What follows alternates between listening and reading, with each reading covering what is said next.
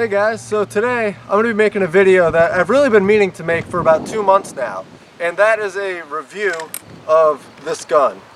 And it's also going to be a review of the scope too, because the scope is awesome. So we got a couple different tests lined up. We got some penetration tests and we have some accuracy tests. Okay, so for the first test we're going to be shooting at the target and just seeing what kind of grouping we get from like 5 to 7 shots. And I'm going to be taking the shots from about 35 to 40 yards away.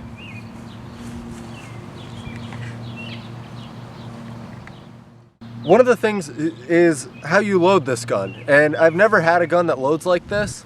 So you just have to pull this back to about there, and you slide in the magazine, and you can hold it, and you'll feel that forward, and you drop that down, and it holds it in place.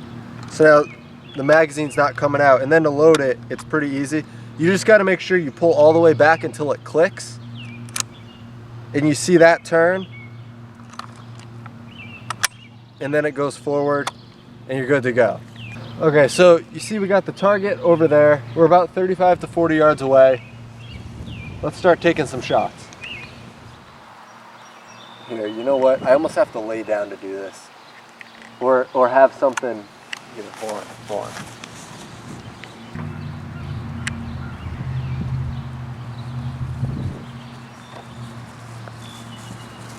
This is my tripod.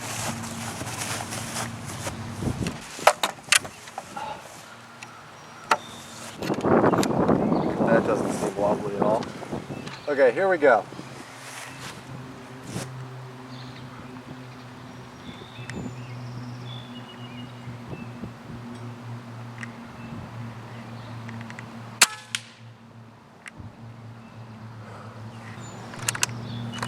Here's 2. Also, that was after 1 shot. I just want to make a note. Here, look at the air pressure gauge. This is filled up maybe to probably about 2,500 PSI, maybe a little bit more or a little bit less. But that's about what I fill it up to every time, and I can usually get about 25 to 30 shots out of it. That would be fairly lethal. There we go, second shot.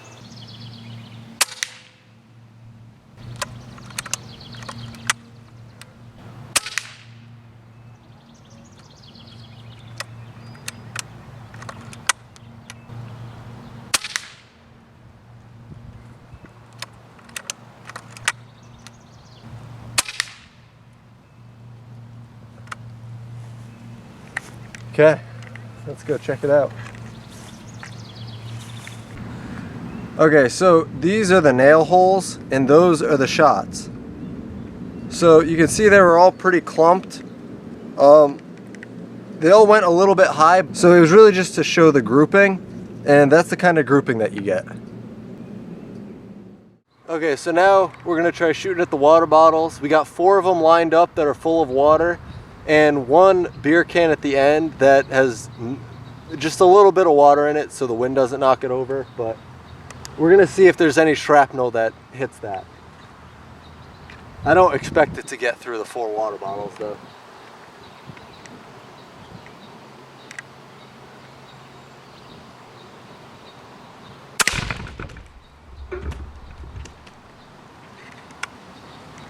Did that move the GoPro?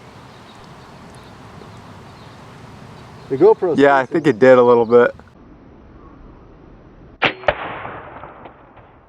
Oh boy. Okay, let's go check that. Okay, so it didn't go through the can at all. So let's check out these ones here on the ground. This is the 4th water bottle. This one is still, that was some lightning. Let's go here. This one is still completely intact. This is the 3rd. It went right through. There's an entrance hole. There's an entrance hole right there. Oh, sorry. No, there's an exit hole right there. And there's an entrance hole right there. So this is the 3rd water bottle. So it went through 3 full water bottles. And it must have just smashed into this one and knocked it off. Oh, wait. Nope, it went into it.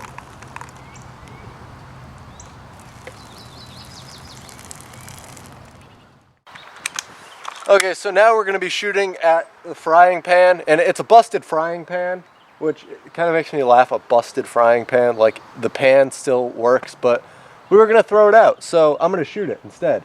Let's just see what a pellet does to it. I don't expect it to go through at all, but let's just see.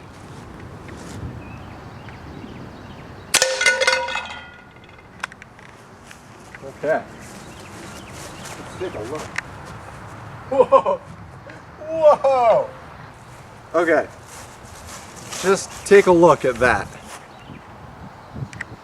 Look at what that did. Look at that.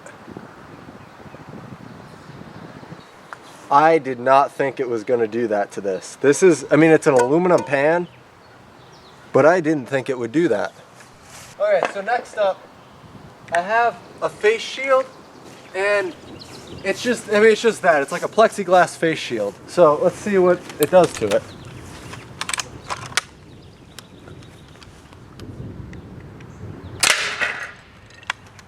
Whoops.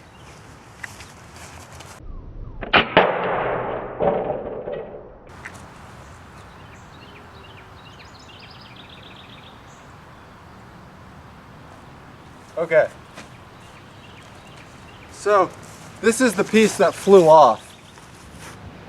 You can see it just kind of punched a hole, and I mean, it took this chunk right out of the face shield. So I assume that if I do this with this clear face shield, it's going to be the same result. So now let's just double them up, and I'm going to try to hit on the side there. So I don't know. Let's see if it goes through 2 of these plexiglass face shields, which after seeing the first one, I assume it will.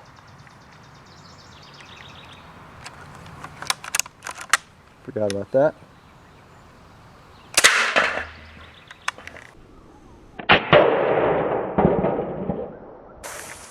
Oh boy. Whoa. Okay, that was a little bit different.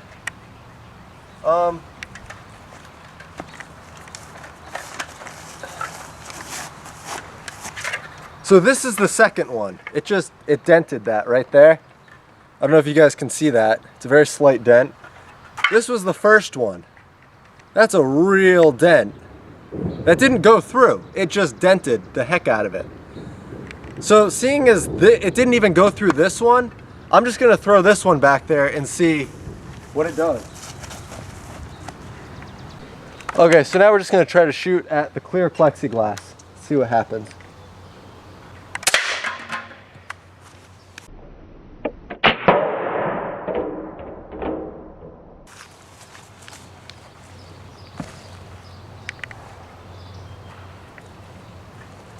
That didn't break it, it just punched straight through. That's a clean cut hole. That's kind of beautiful. Okay, so now that I got some pellets still here, I'm just gonna go ahead and shoot the frying pan, just because that's kind of cool.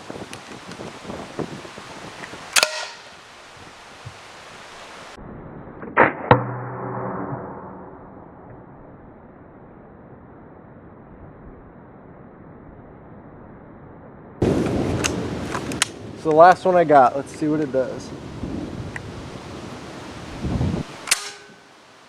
Never mind, I don't have one last round. Okay guys, well thanks for watching this review video. I hope you found it helpful. I would very much recommend this gun. Also, I want to talk about the scope quick. So this is the True Hunter 4-16 by 50 scope.